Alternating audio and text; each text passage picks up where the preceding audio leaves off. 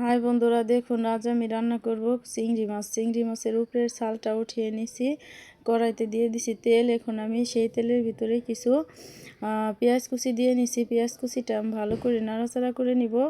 সেই সাথে দিয়ে দিব আমি কিছু মশলা দিয়ে দিছি। এই মশলাগুলো একটু নাড়াচাড়া করে আমি ভালো করে কষিয়ে নিব। দেখুন বন্ধুরা, কত সুন্দর কষানো হইতাছে। এখন আমি কিছু টমেটো কুচি দিয়ে দিব।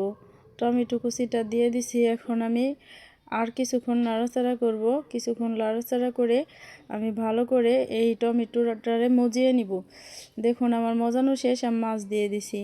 মাছটা দিয়ে এই মাছটাও আমি ভালো করে কষিয়ে নিব, সুন্দর মতো কষাবো।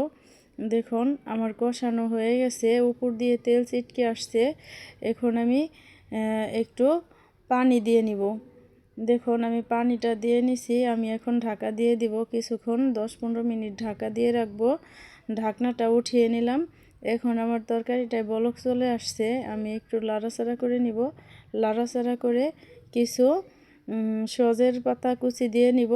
এই দেখুন আমি সজ পাতাটা দিয়ে নিছি। এখন আমি আর একটু লাড়াচাড়া করব। আমার তরকারিটা প্রায় হয়ে গেছে, তাই আমি এই সজের পাতাগুলা দিয়ে নিছি, যাতে আর একটু স্বাদ বাড়ে বা ঘেরানো হয়, তাই আমি দিয়ে নিছি। দেখুন আমার রান্নাটা প্রায় শেষ।